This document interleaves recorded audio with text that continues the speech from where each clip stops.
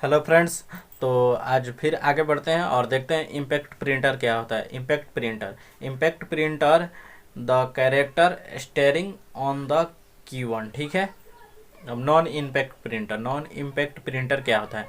Non impact printer print the character without using ribbon. ठीक है। क्या होता है? Non impact printer print the character without using ribbon. ठीक है। आगे बढ़ते हैं। What is speaker? It is an output device which are use to produce the sound. क्या होता है? It is an output device which are use to produce the sound. ठीक है। आगे बढ़ते हैं। प्लेटर क्या होता है? ठीक है।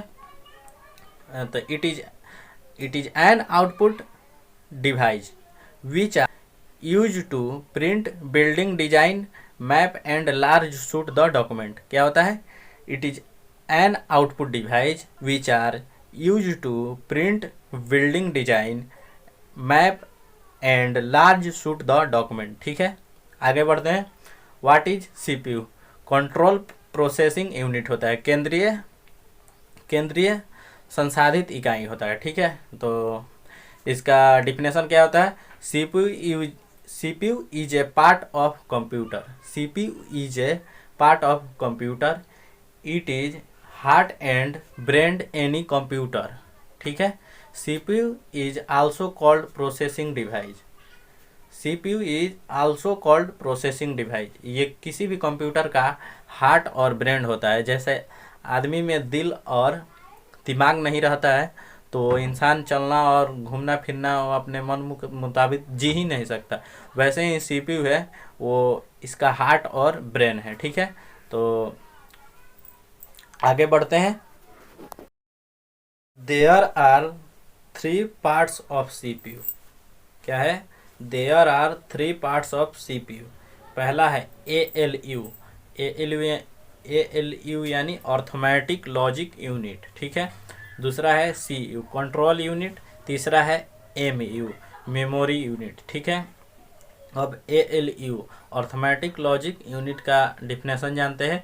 It can perform all arithmetic and logic operation of computer system. क्या है? It can perform all arithmetic and logic operation of computer system. ठीक है। अब C U, what is C U? It can control entire computer system. क्या करता है? It can control entire computer system, या जो इंट्री होता है ना उसको कंट्रोल करता है कंप्यूटर में। ठीक है। C U. M U, it is an internal memory. We use it is exit into CPU. Internally it is used to processing time CPU. तो हेलो फ्रेंड्स, अब जो कि स्टोरेज दो भागों में बांटा गया है। पहला है प्राइमरी और दूसरा है सेकेंडरी। पहला क्या है? प्राइमरी और दूसरा है सेकेंडरी। ठीक है। अब रैम का फुल फॉर्म होता है रैंडम एक्सेस मेमोरी। क्या होता है? Random access memory. ठीक है। अब इसका डिफिनेशन जानते हैं।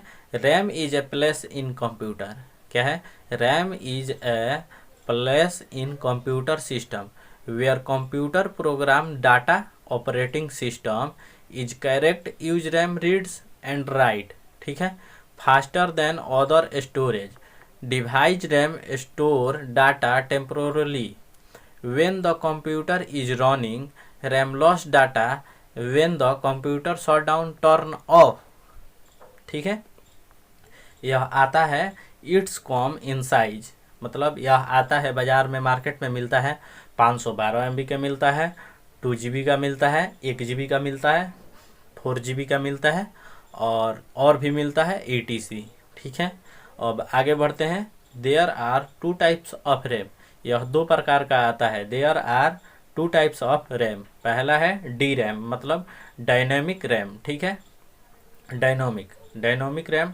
और दूसरा है एस रैम, स्टैटिक रैम। क्या है? एस रैम मतलब स्टैटिक रैम।